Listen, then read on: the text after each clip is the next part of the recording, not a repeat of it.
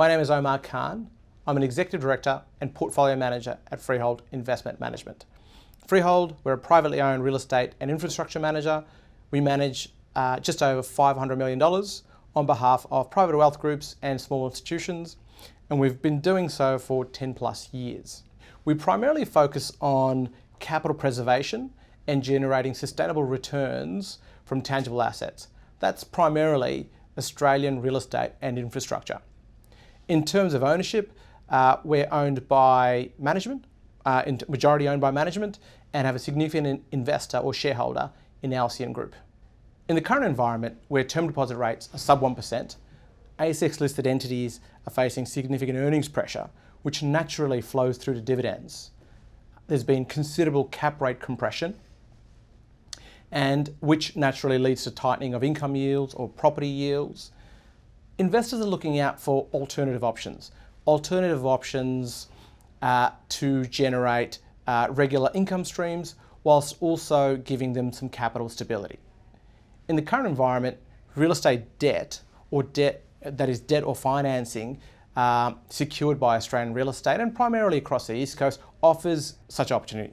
In the current environment, you can probably generate 7 to 8% per annum with relatively conservative LVRs. So what is real estate debt? Real estate debt is land finance, that is financing residential land acquisition or for hold while a developer might be going through a DA process or a pre-sale process. Construction finance, that is construction finance for residential or commercial development of assets. Residual stock finance for completed land lots or apartments that are yet to be sold or settled. And finally, commercial asset finance, which is something probably you're traditionally more used to, which is financing acquisition, release, or an upgrade of a commercial asset over a 2 to 3 year period. And generally at the end of that period where the asset is stabilised, it's sold or refinanced to a more traditional financing or bank institution. So within real estate debt, we tend to focus, or we prefer to focus, at the top of the capital stack. That is senior secured first mortgage. And that is because that part of the stack is the first to get paid and the last to lose capital should anything go wrong. And in the current environment where you can generate 8 to 12% per annum, it's a pretty attractive place to be.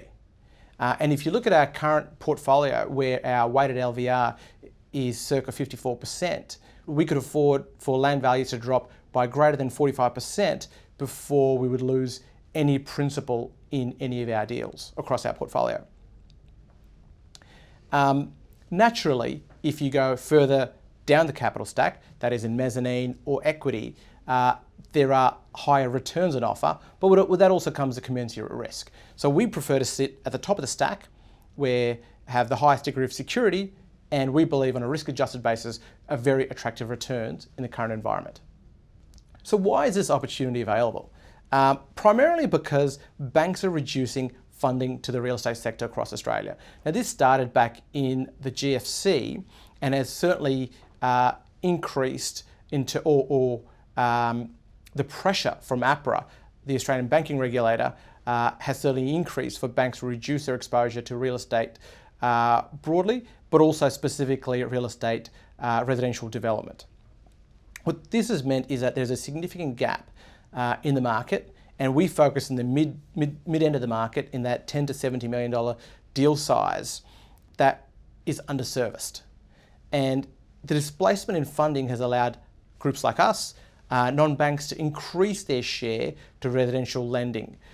And non-banks can earn anywhere around 10% or 1,000 basis points in margin relative to 350 basis points or 3.5% for a similar deal with similar metrics at a bank.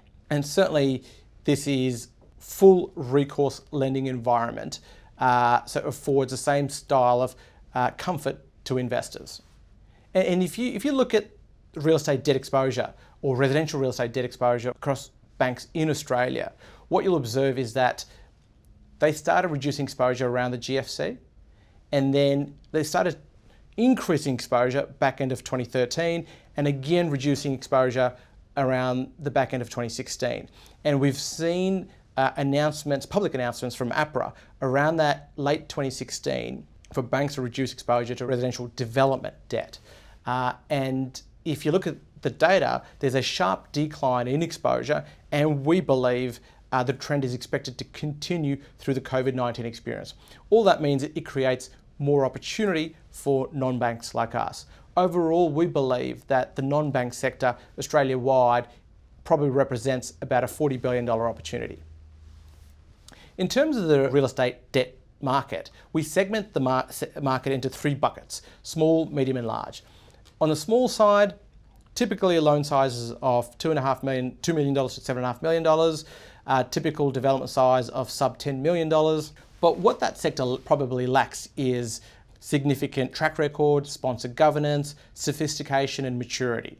Whereas at the top end, in the large segment, where deal sizes can be $100 to $200 million or $100 to $250, and development sizes of $100 million plus, with institutional grade partners, significant track record, sponsor governance, management depth and quality, but outsized returns tend not to be on offer, primarily because there's a significant volume of capital, both onshore and offshore, that is servicing that market. In the mid-market, where we prefer to focus, deal sizes tend to be, again, in that sort of $10 to $70 million zone, development or project sizes of $20 million plus. Again, institutional grade, strong track records, sponsor governance, sophistication and maturity, management depth, and importantly, outsized returns. So this is the area where we like to focus. We prefer to stay out of the small end because we believe that small end generally lacks the quality and depth that we prefer to finance. And the top end, though it has the quality and depth that we like, probably doesn't have the outsized returns that we'd like to attract or provide for our investors. In terms of the strategy focus, as I said, within that sort of mid-market, we primarily focus on senior loans. We can invest up to 30% of the fund in second mortgages or what we call intermediate capital, which at present in terms of the portfolio, we're 98% senior first mortgage secured, so about 2% in that intermediate capital. Typical loan size, $10 to $70 million. Typical loan duration is 12 to 24 months, and that's really important because that also means that our principal is repaid every 12 to 24 months. Which allows us to offer liquidity windows to investors. So in a typical commercial real estate fund or direct fund, investors are usually locked up for 5 to 7 years, whereas with real estate debt, there's an opportunity to offer investors liquidity windows or more regular liquidity windows. From a security perspective, mostly senior secured loans, personal corporate guarantees, as you would expect, market standard covenants. For construction loans, strong pre-sale to debt coverage, independent asset valuations, and we primarily focus on Sydney and Melbourne because that's also where there is significant market depth. From an asset type perspective, we can invest right across the real estate sector, but we primarily focus on land finance, construction finance, and residual stock facilities because that's where we believe there are attractive returns on offer for the relative LVRs or risk. In terms of case study, I'll quickly touch on one case study which is representative of the portfolio, and that is a $33 million land facility. It represents 2 adjacent parcels of land that are fully DA'd. We have an $18.15 million facility against that land, circa 55% LVR, 24 month with a regular monthly coupon, an interest rate in the high 11s with a significant mid-sized player with net assets of $100 million plus.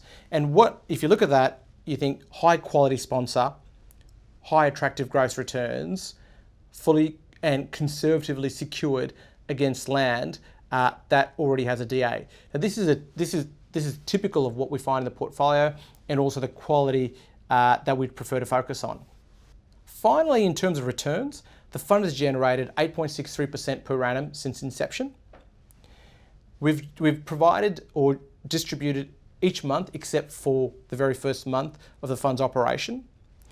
And what you'll find is that there's a small difference generally between the net return and what is distributed each month, but the fund does not generate capital returns or provide net capital gains. But usually there's a timing difference between when that interest is accrued and paid to us, and hence a difference to when the interest distribution is paid to investors. Over 12 to 18 months, we expect that all net return is distributed to investors. I hope that was reasonably clear in terms of what real estate debt is, where we focus, how the fund works, and the returns we've been able to generate for investors to date. Should you have any further questions, please don't hesitate to reach out. You can jump on our website at freeholdim.com.au, or there should be a form at the bottom of this page as well, which you can complete and reach out to us. Thank you very much.